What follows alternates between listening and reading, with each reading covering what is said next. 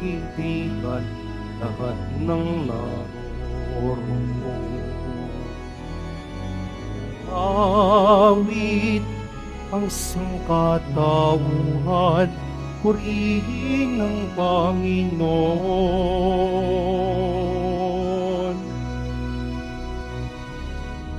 Papuri sa kaitaasan, siya'y papurihan, Diyos ng lahat. Papuri sa kaitaasan, siya'y papurihan, ngayon at magpakailanman. Sa ngalan ng Ama at ng Anak at ng Espiritu Santo, Amen. sumainyo ang Panginoon. At sumayo rin. Mga kapatid, aminin natin ang ating mga kasalanan upang tayo'y maging marapat gumanap sa banal na pagdiriwang.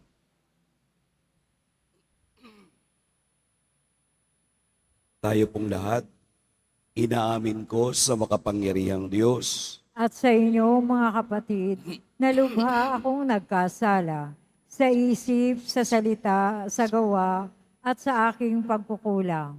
Kaya isinasamo ko sa mahal na Birheng Maria, sa lahat ng mga anghel at mga banal, at sa inyo, mga kapatid, na ako'y panalangin sa Panginoong ating Diyos. Kaawaan tayo ng makapangyarihang Diyos, patawarin tayo sa ating mga kasalanan, at patnubayan tayo sa buhay na walang hanggan. Amen. Panginoon, kaawaan mo kami. Panginoon, kaawaan mo kami. Kristo, kaawaan mo kami. Kristo, kaawaan mo kami. Panginoon, kaawaan mo kami. Panginoon, kaawaan mo kami.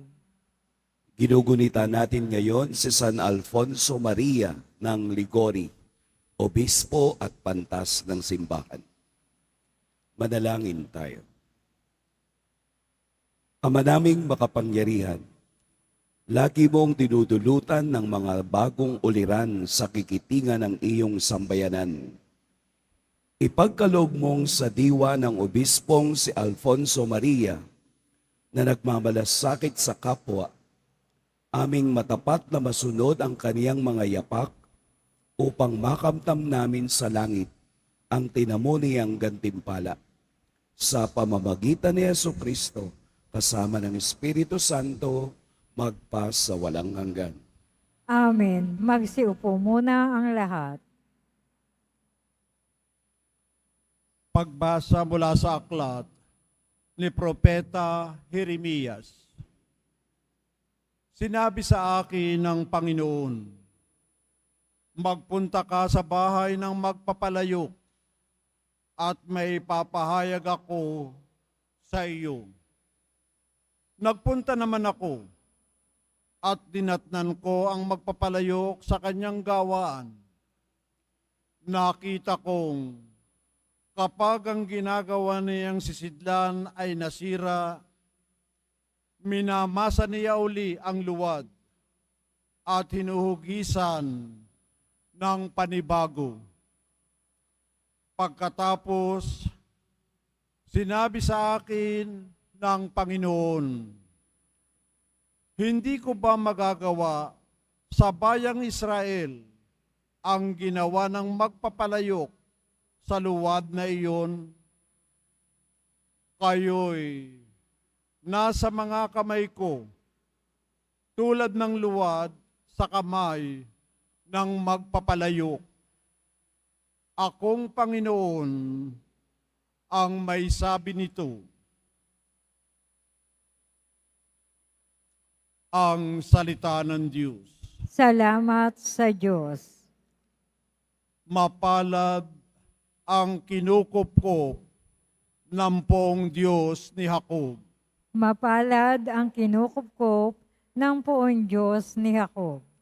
O kaluluwa ko, ang Diyos papurihan. Pupurihin siya at aking aawitan. Aking aawitan habang ako'y buhay. Mapalad ang kinukupkop ng poong Diyos ni Jacob. Sa mga pangulo'y huwag kang manghahawak kahit na kaninong di makapagligtas. Kung sila'y mamatay, balik sa alabok, ang anumang balangkas nila'y natatapos. Mapalad ang kinukupkop ng poong Diyos ni Jacob. Mapalad ang tao ng kanyang Diyos, na laging katulong ay ang Diyos ni Jacob. Sa Diyos na Panginoon umaasang lubos, sa Diyos na lumikha niyong kalangitan ng lupa at dagat at lahat ng bagay. Mapalad ang kinukupkop ng poong Diyos ni Jacob. Magsitayo po ang lahat.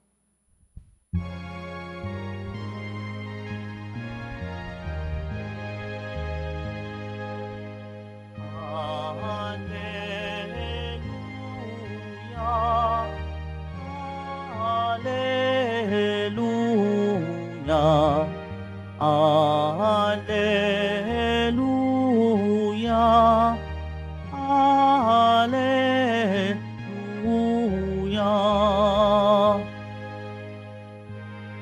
Kami iyong pangaralan upang aming matutuhan ang salitang bumubuhay. Hallelujah, Hallelujah, Hallelujah, Hallelujah.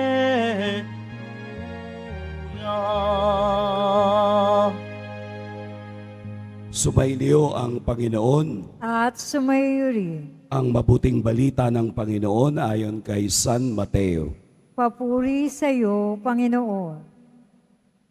Noong panahong iyon, sinabi ni Jesus sa mga tao, ang paghahari ng Diyos ay katulad din ng isang malaking lambat na inihagis sa dagat at nakahuli ng sari-saring isda. Nang mapuno ay hinila ito sa pangpang at naupo ang mga tao upang pagbukod-bukurin ang mga isda. Tinipon nila sa mga sisidlan ang mabuti, ngunit itinapon ang mga walang kwenta. Gayon din ang mangyayari sa katapusan ng daigdig.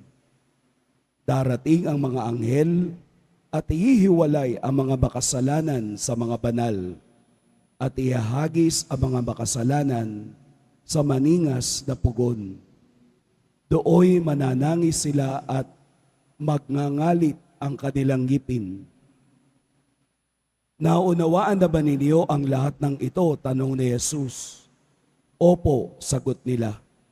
At sinabi niya sa kanila, kaya nga ang bawat eskriba na kumikilala sa paghahari ng Diyos ay tulad ng isang puno ng sambahayan na kumukuha ng mga bagay na bago at luma sa kanilang taguan. Nang masabi na ni Jesus ang talinhagang ito, siya'y umalis doon. Mga kapatid, ang mabuting balita ng Panginoon. Pinupuri ka namin, Panginoong Hesukristo. Magsiupo muna ang lahat. Magandang umaga po sa lahat. Ito po ang ikapito at huling talinhaga na binahagi ni Jesus sa kaniyang mga alagad. Bukod pa sa talinhaga ng malaking lambat, si Jesus din ay nagpaliwanag tungkol sa talinhaga ng kayamanang ibinaon at ang kayamanan ng perlas. Si Jesus ay nagsasalita sa pamamagitan ng parables and figure of speech upang buksang isip ang mga taong nakikinig sa Kanya at maunawaan ang Kaniyang gustong ipahiwatig. Dahil mahirap kung diretso niyang sasabihin ang kaharian ng langit. Kaya idinadaan niya ito sa mga symbols and figures. Sa ating ebanghelyong narinig ngayon, muli na naman tayong binigyan ng simbolismo.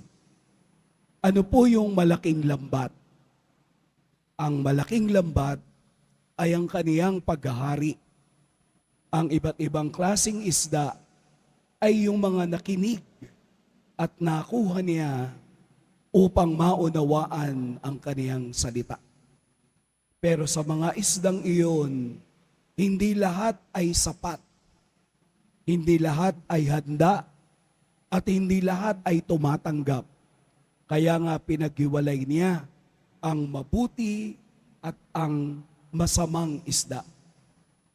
Ito ang katotohanan ng kaharian ng Diyos.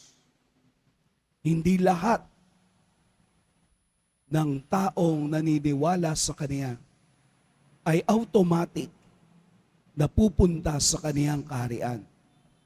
Ibig sabihin po sa Ebanghelyo, binibigyan pa ni Jesus ng pagkakataon ang lahat upang ang lahat ng makasalanan, upang ang lahat ng malayo sa Diyos, upang ang lahat ng hindi nagpupursige sa Kaniyang kaharian ay mulit-muli makasama sa Kaniyang lambat.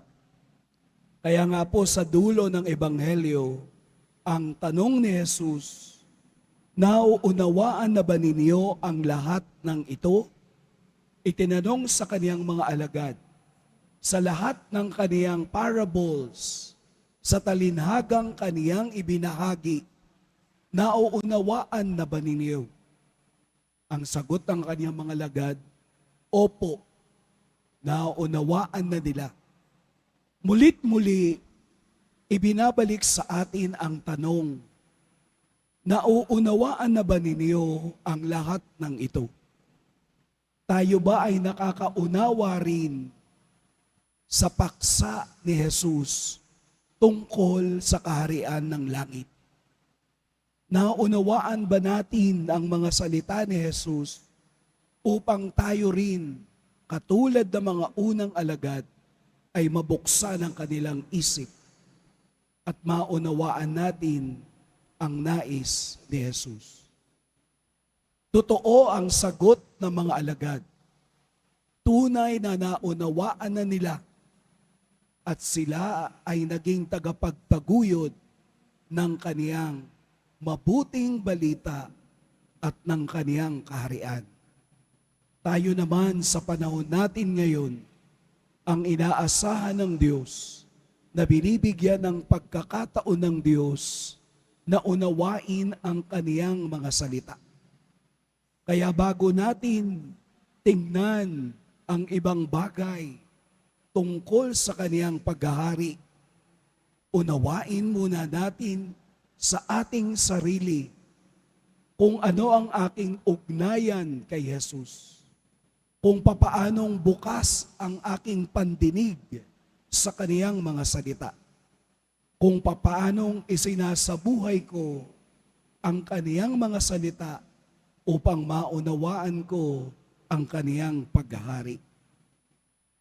Dahil sa katotohanan, gusto ni Jesus na ang bago at luma sa kaniyang taguan ay magkaroon ng katuturan. Ano yung luma? Ito yung Old Testament. Ano yung bago? Ito yung New Testament na sa kaniyang panahon ay pinagpapanibago ang lahat ng tao.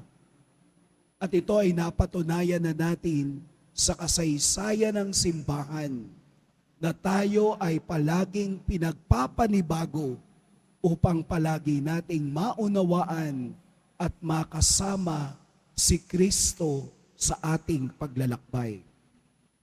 Dahil kung tutuusin, wala naman tayong goal kung hindi ang makarating sa kaniyang kaharian. At ang kaharian na iyan ay ipinararanas ni Jesus sa mga taong bukas at nakauunawa nito. Nauunawaan na ba ninyo ang lahat ng ito? Definitely, hindi. Napakarami pa nating dapat tuklasin. Napakarami pa nating dapat danasin. Napakarami pa nating dapat unawain sa buhay at pagpapala ng Diyos. Kaya nga tayo nagpupursige. Kaya nga tayo ay nagpapatuloy dahil ang pagkaunawa sa Diyos, ang pagkakilala sa Diyos ay hindi isang one-stop shop. Hindi natin makukuha agad ang karurukan ng kapangyarihan ng Diyos sa isang bagay at sa isang oras.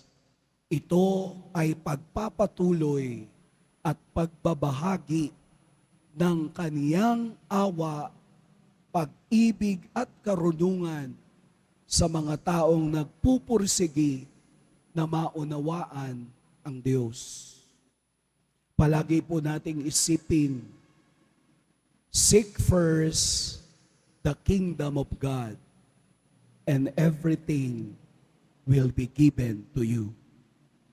Pagpalain tayo ng poong may kapal. Magsitayo po ang lahat.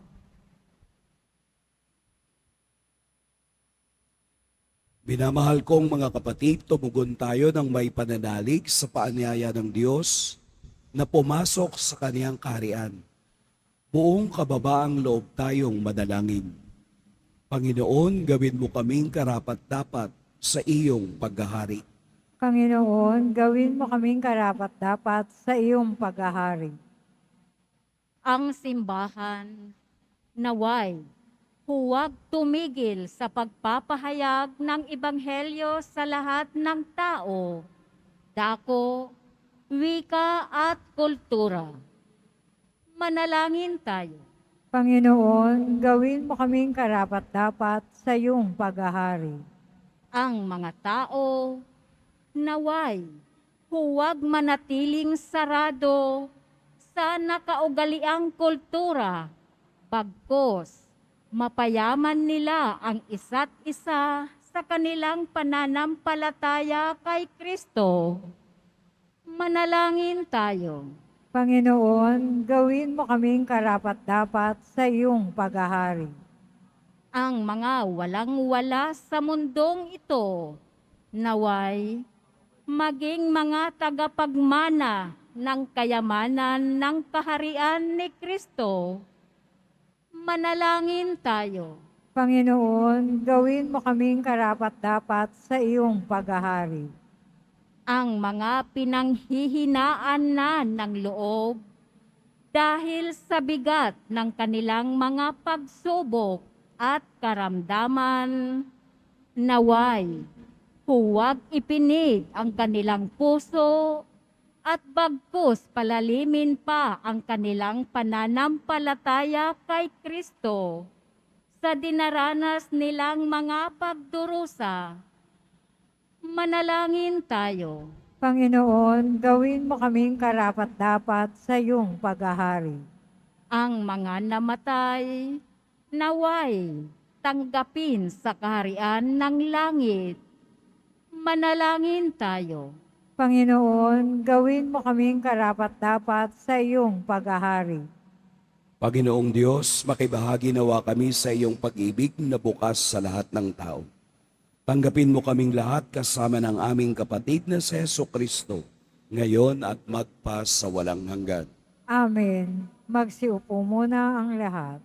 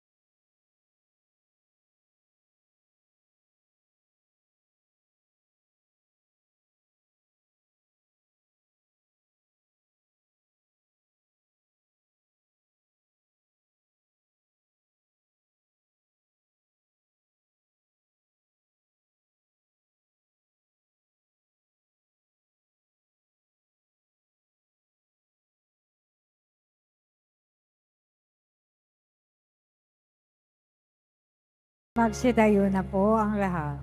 Madalangin kayo mga kapatid upang ang paghahain natin ay kalugdan ng Diyos amang makapangyarihan. Tanggapin nawa ng Panginoon itong pag-aahin sa iyong mga kamay, sa kapurihan niya at karangalan, sa ating kapakinabangan at sa buong sambayan niyang banal. Ama naming lumikha, pag-alabin mo ang kalooban namin sa ningas ng iyong Espiritu na ipinagkaloob mo kay San Alfonso Maria para maipagdiwang ang paghahain ito at sa pamamagitan nito, ikaw ay mahandugan ng sariling pamumuhay bilang banal na alay sa pamamagitan ni Jesucristo kasama ng Espiritu Santo magpasawalang hanggan. Amen. Sumainiyo ang Panginoon. At sumayuri. Itaas sa Diyos ang inyong puso at diwa. Itinaas na namin sa Panginoon. Pasalamatan natin ang Panginoong ating Diyos. Marapat na siya ay pasalamatan. Ama naming makapangyarihan, tunay ngang marapat na ikaw ay aming pasalamatan sa pamamagitan ni Jesucristo na aming Panginoon. Ngayong si San Alfonso Maria ay pinararangalan sa pamumuhay niyang totoong uliran at pagiging maaasahan sa panunungkulan. Kaya't si Jesucristo na maaasahan sa katapatan ay inihayag sa pangangasiwa ng sambayanan. Ang malasakit na mga ulirang tagapangasiwa noon ay nagpapatuloy magpahanggang ngayon sa mga panalangin kanilang inuukol kaisa ng sambayanan mong dito'y nagtitipon. Kaya kaisa ng mga anghel na nagsisiawit ng papuri sa iyo, nang walang humpay sa kalangitan, kami nagbubunyi sa iyong kadakilaan. Santo, Santo, Santo, Panginoon Diyos ng mga hukbo, napupuno ang langit at lupa ng kadakilaan mo. O sana sa kaitaasan, pinagpala ang naparirito sa ngalan ng Panginoon. O sana sa kaitaasan, magsiluhod po ang lahat. Ama naming banal, ikaw ang bukal ng tanang kabanalan. Kaya't sa pamamagitan ng Espiritu, gawin mong banal ang kaloob na ito upang para sa amin maging katawan at dugo ng aming Panginoong Heso Kristo. Bago niya pinagtiis ang kusang loob na maging handog, hinawakan niya ang tinapay, pinasalamatan kaniya, pinaghati-hati niya iyon, iniabot sa kaniyang mga alagad at sinabi, "Tanggapin ninyong lahat ito at kanin, ito ang aking katawan na ihahandog para sa inyo."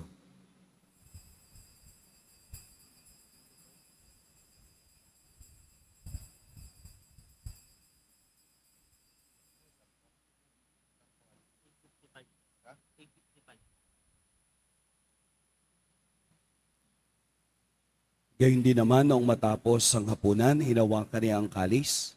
Muli kaniyang pinasalamatan. Inabot niya ang kalis sa kaniyang mga alagad at sinabi, "Tanggapin ninyong lahat ito at inumin. Ito ang kalis ng aking dugo. Nang bago at walang hanggang tipan, ang aking dugo na ibubuhos para sa inyo at para sa lahat sa ikapagpapatawad ng mga kasalanan. Gawin ninyo ito sa pag-alala sa akin."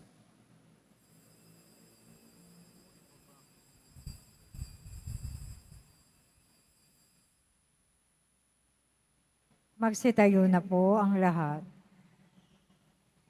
Ipagbunyi natin ang misteryo ng pananampalataya. Si Kristo'y namatay, si Kristo'y nabuhay, si Kristo'y babalik sa wakas ng panahon. Ama, ginagawa namin ngayon ang pag-alala sa pagkamatay at muling pagkabuhay ng iyong anak. Kaya't iniaalay namin sa iyo ang tinapay na nagbibigay buhay at ang kalis na nagkakaloob ng kaligtasan. Kami nagpapasalamat dahil kami iyong minarapat na tumayo sa harap mo para maglingkod sa iyo.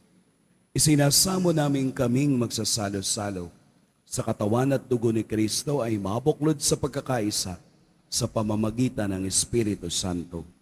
Ama, lingapin mo ang iyong simbahang laganap sa buong daigdig. Puspusin mo kami sa pag-ibig kay San Francisco na aming Papa at ni Jose na aming Obispo at ng Tanang Kaparian. Alalahanin mo rin ang mga kapatid naming nahimlay nang may pag-asang sila'y muling mabubuhay, gayon din ang lahat ng mga pumanaw.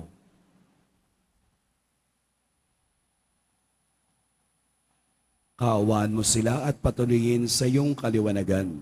Kaawaan mo at pagintapating kaming lahat na makasalo sa iyong buhay na walang wakas. Kaisa ng mahal na Birheng Maria na ina ng Diyos, ng kabiyak ng puso niyang si San Jose, kaisa ng mga apostol ni San Juan Bautista, at ng lahat ng mga banal na namuhay dito sa daigdig ng kalugod-lugod sa iyo, maipagdiwang nawa namin ang pagpupuri sa ikararangal mo sa pamamagitan ng iyong anak na aming Panginoong Heso Kristo. Sa pamamagitan ni Kristo, kasama niya at sa Kanya, ang lahat ng parangal at papuri sa iyo, Diyos, Amang makapangyarihan, kasama ng Espiritu Santo, magpa sa walang hanggan. Amen. Sa tagubilin ng nakagagaling na utos at sa turo ni Jesus na Panginoon natin at Diyos, ipahayag natin ng lakas loob. Ama Ama namin, sumasalangit ka, sambahin ang ngalan mo, mapasa amin ang kaharian mo. Sundin ang loob mo dito sa lupa para nang sa langit. Bigyan mo kami ngayon ng aming kakanin sa araw-araw at patawarin mo kami sa aming mga sala para ng pagpapatawad namin sa nagkakasala sa amin. At huwag mo kaming ipahintulot sa tukso at iadya mo kami sa lahat ng masama. Hinihiling namin kami iadya sa lahat ng masama. Pagkalooban ng kapayapaan araw-araw, iligtas sa kasalanan at ilayo sa lahat ng kapahamakan. Samantalang aming pinananabikan ang dakilang araw ng pagpapahayag ng tagapagligtas naming si Heso Kristo.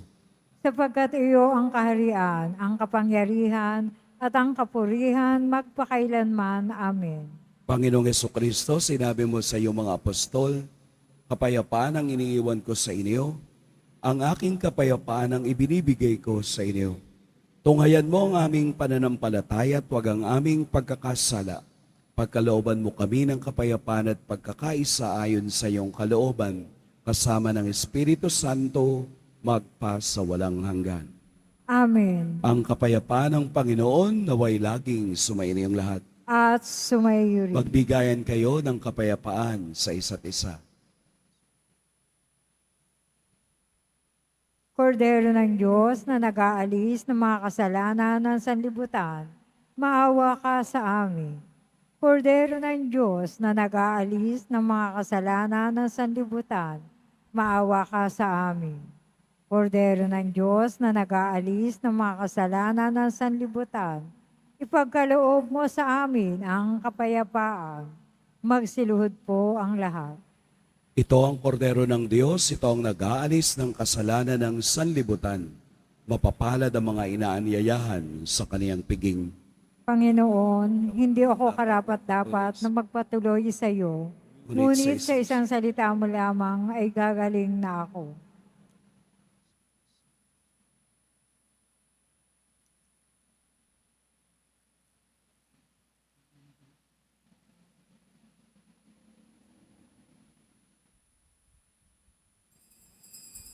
Para sa lahat ng tatanggap ng banal na communion, sasagot po tayo ng amen pagkasabi ng pari o ng lay minister ng katawan ng Kristo at isubo agad sa bibig bago umalis sa harapan ng pari o lay minister.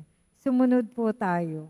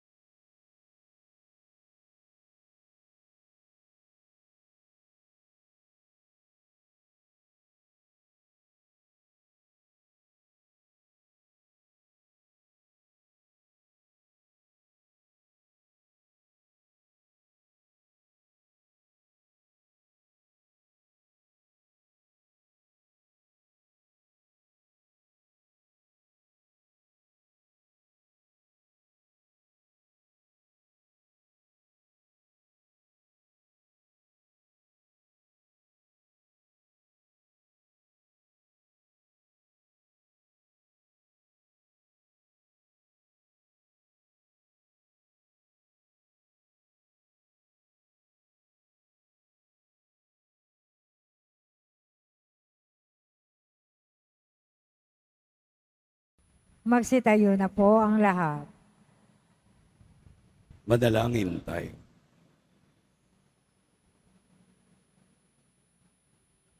Ama naming mapagmahal, binigyan mo ng pagkakataon si San Alfonso Maria para matapat na gumanap at maglahad ng paghahain ng pakikinabang. Lagi nawa naming tanggapin ito at sa pagtanggap namin ay tumanaw kami ng utang na loob sa iyo. Sa pamamagitan ni Jesucristo, kasama ng Espiritu Santo, magpa sa walang hanggan. Amen. Sumainyo ang Panginoon. At sumaiyo rin. Yumuko kayo para sa pagbabasbas. Mahal na poong Jesus Nazareno, inihayag mo sa pamamagitan ng krus ang walang maliw na pag-ibig ng Diyos sa sangkatauhan.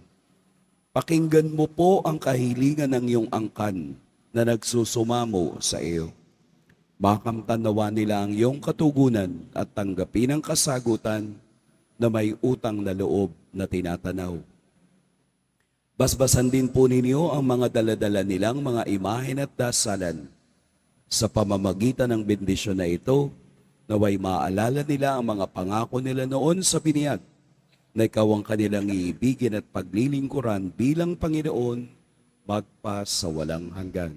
Amen. At pagpalain kayo ng makapangyarihan at mapagmahal na Diyos, ang Ama at Anak at Espiritu Santo. Amen. Tapos na ang ating pagdiriwang, humayo kayong taglayang kapayapaan ng poong Jesus Nazareno. Salamat sa Diyos.